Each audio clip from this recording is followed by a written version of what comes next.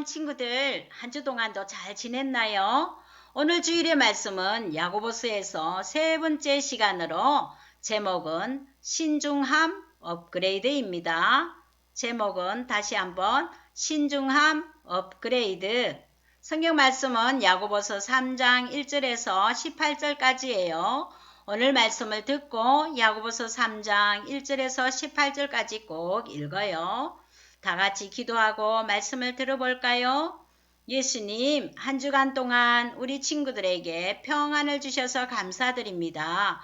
오늘 주일의 말씀을 통하여 성령 하나님의 음성을 잘 듣고 우리의 마음을 잘 다스려 주셔서 실천할 수 있도록 도와주세요. 예수님 이름으로 기도드립니다. 아멘. 오늘 주일의 귀한 성경 암송 구절은 야고보서 3장 2절 말씀, 살아계신 하나님의 말씀, 우리가 다 실수가 많으니 만일 말에 실수가 없는 자라면 곧 온전한 사람이라 능히 온 몸도 굴레 씌우리라. 야고보서 3장 2절 말씀. 아멘. 우리 다 같이 한번 더 읽어보실까요? 시작. 살아계신 하나님의 말씀.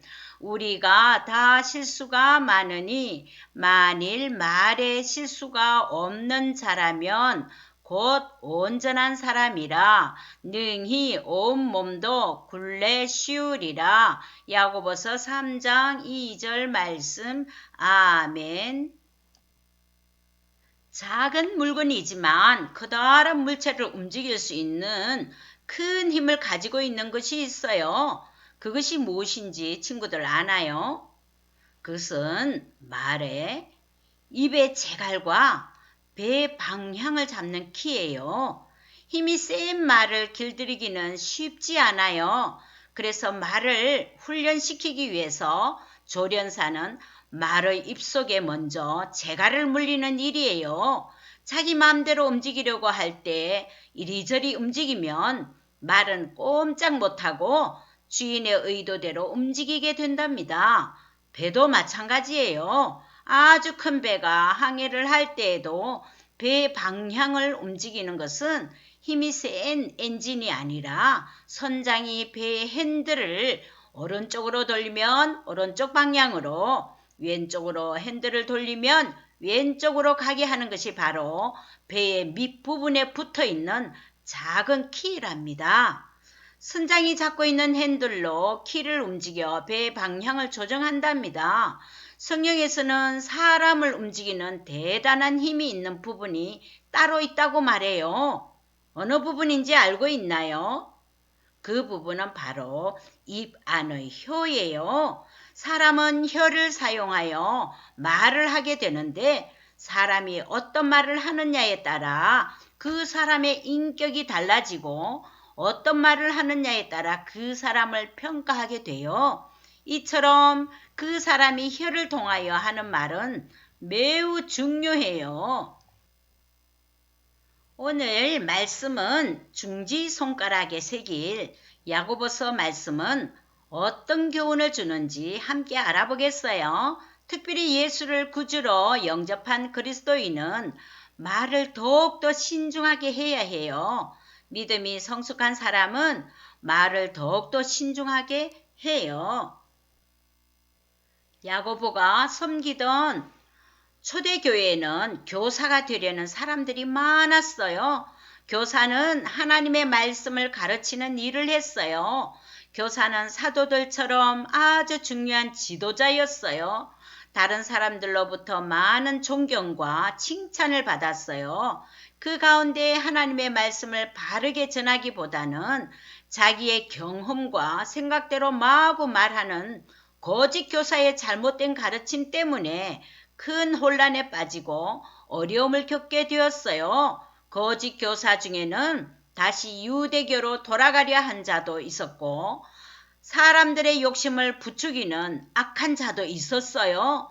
자기의 욕심을 따라 교회를 분열시킬 목적으로 교회에서 말싸움을 하며 약한 자를 빼내어 자기의 무리에게로 끌고 갔어요. 거짓된 가르침이 교회 전체를 악으로 오염시켰던 거예요.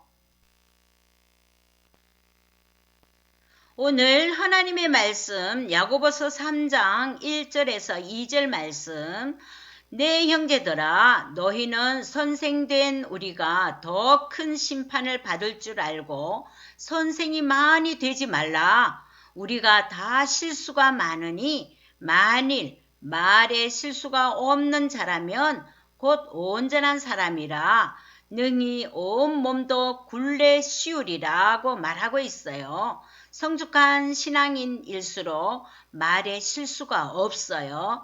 우리는 먼저 신중하게 생각하고 난 후에 말함으로 말에 실수가 없도록 해야 해요. 야고보서 3장 6절에는 혀는 곧 불이요 불의의 세계라. 혀는 우리 지체 중에서 온몸을 더럽히고 삶의 수레바퀴를 불사르나니 그 사르는 것이 지옥불에서 나느니라 라고 경고하고 있어요. 불씨가 작다고 장난하다가 많은 나무와 산 전체 그리고 도시를 모두 태울 수 있어요. 무심코 내뱉은 말 한마디는 아무것도 아닌 것 같지만 엄청난 위력을 가지고 있어요.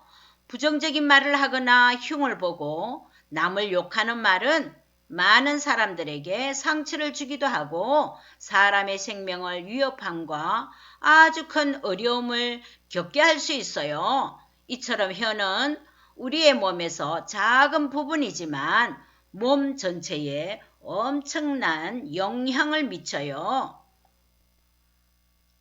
아버지의 사랑을 독차지했던 요셉의 이야기를 알고 있지요.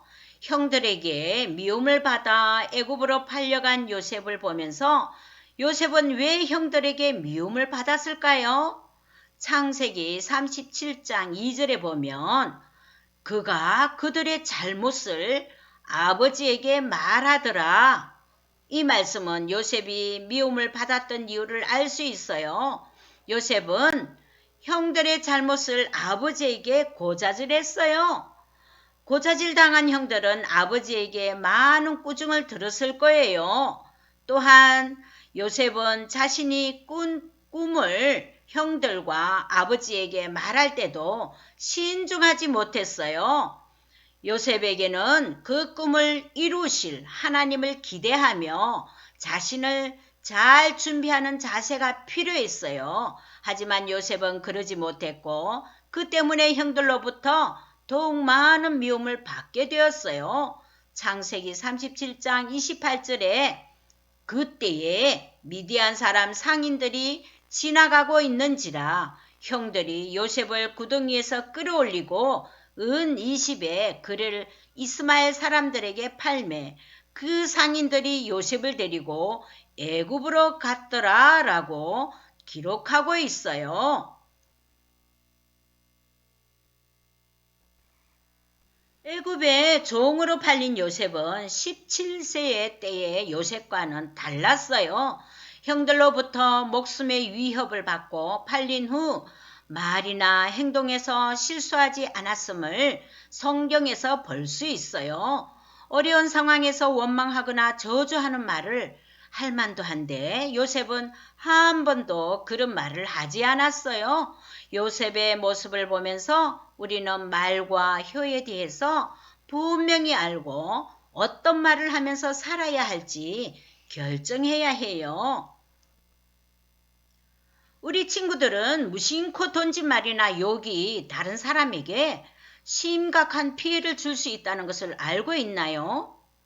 2011년 10월 3일 EBS 다큐 프라임이라는 프로그램에 방송을 했어요. 제목은 욕해도 될까요? 욕은 뇌를 공격하다 라는 제목이었어요. 어떤 평범한 중고등학생 4명을 관찰했더니 그들은 하루 8시간 동안 평균 400개의 욕을 하며 대화를 했다고 해요. 여러분도 혹시 욕을 하면서 친구들과 이야기하고 있지 않나요? 유치원 때부터 다른 친구나 게임을 통해 욕을 배운다고 했어요.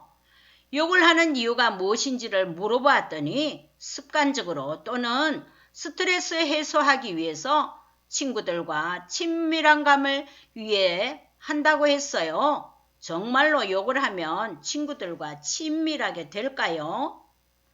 미국 하버드 대학 의과 교수팀이 언어폭력을 당한 집단들의 사람들의 뇌를 연구한 결과 뇌의 해마가 정상적인 사람들보다 크기가 작은 것이 발견되었어요.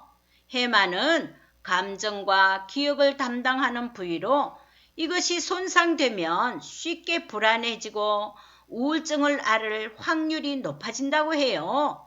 어린 시절 언어폭력을 경험한 707명에게 설문조사한 결과에서도 많은 사람이 불안과 우울증, 소외감을 느끼며 폭력적이고 공격적인 사람으로 변한 것으로 나타났어요.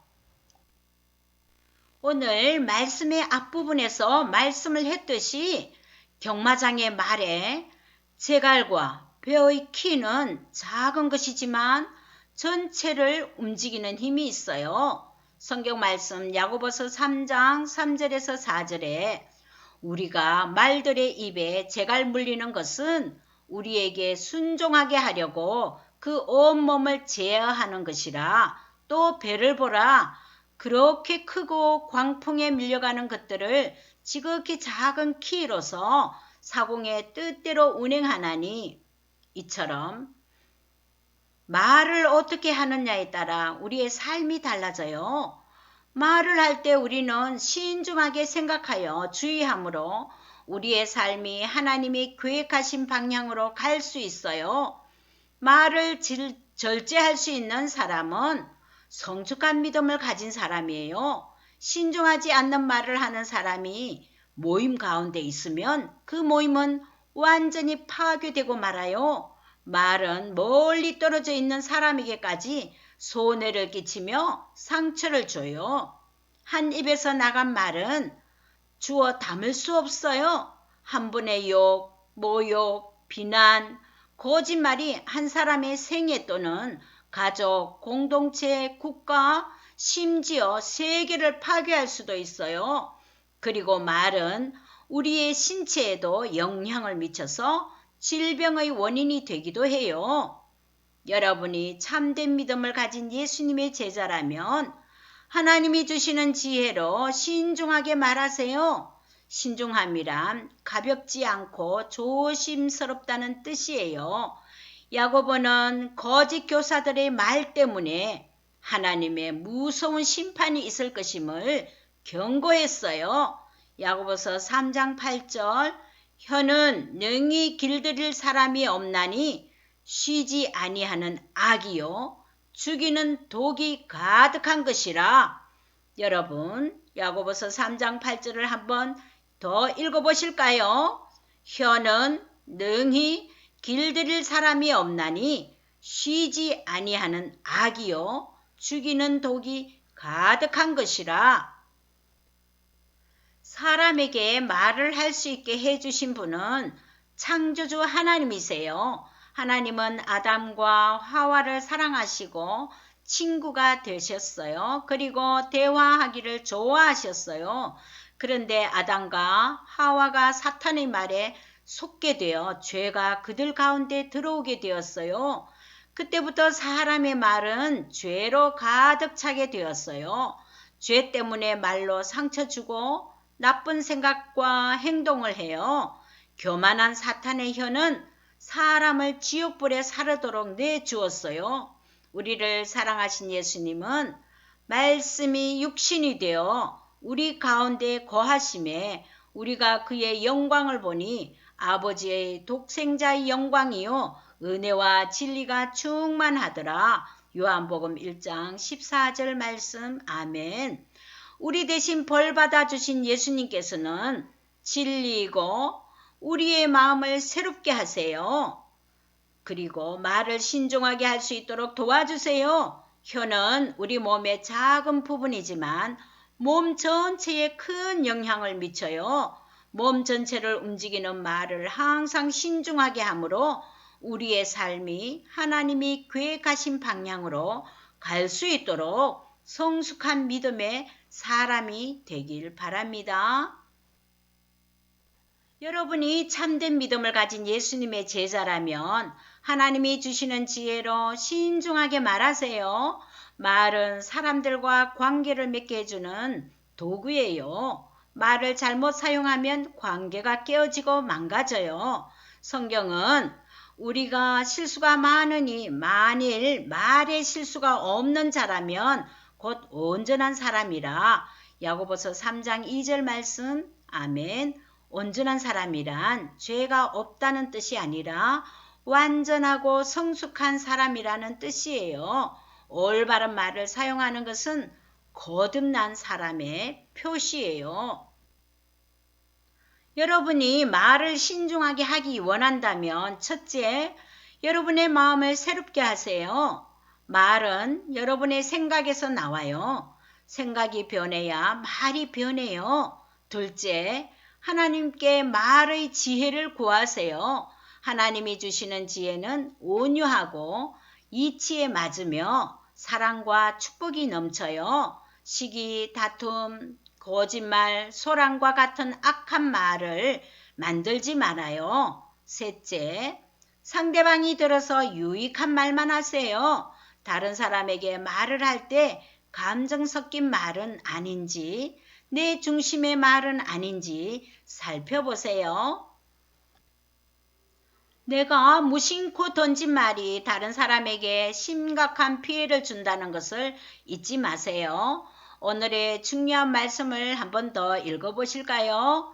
우리가 다 실수가 많으니 만일 말에 실수가 없는 자라면 곧 온전한 사람이라. 야고보서 3장 2절 말씀. 아멘.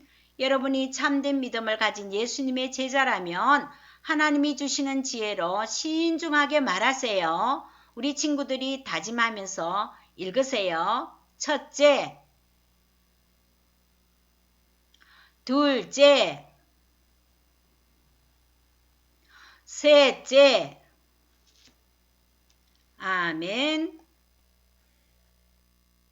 아직까지 예수님을 진정으로 믿지 못하는 친구가 있다면 죽음을 이기시고 다시 사신 예수님을 진정으로 믿고 참된 예수님의 제자가 되시길 기도합니다. 자, 이제 모두 두 손 모아 기도하겠습니다. 우리를 사랑하심으로 죄에서 구원하여 주시고 참된 믿음으로 살아갈 수 있도록 성령 하나님 도와주세요. 진정한 예수님의 제자가 되어 신중함으로 말을 아끼며 이 작은 혀로 하나님이 계획하신 방향으로 갈 수 있도록 도와주시고 아름다운 말을 함으로써 친구들과의 관계를 잘 맺어갈 수 있도록 성령 하나님 도와주세요. 예수님의 이름으로 기도드립니다. 아멘. 친구들, 주일학교 소식을 전할게요. 첫째, 매일 아침 저녁으로 기도하기. 두 번째, 매일 성경표 보고 성경 읽기. 세 번째, 월요일에서 토요일까지 매일 성경 요절 암송하기가 있어요. 이것을 꼭 실천하면서 예수님과 더 가까운 우리 친구들이 되길 바래요. 그리고 주기도로 마치겠습니다. 하늘에 계신 우리 아버지여, 이름이 거룩히 여김을 받으시오며 나라가 임하시오며 뜻이 하늘에서 이루어진 것 같이 땅에서도 이루어지이다. 오늘 우리에게 일용할 양식을 주시옵고 우리가 우리에게 죄 지은 자를 사하여 준 것 같이 우리 죄를 사하여 주시옵고 우리를 시험에 들게 하지 마시옵고 다만 악에서 구하시옵소서. 나라와 권세와 영광이 아버지께 영원히 있사옵나이다. 아멘.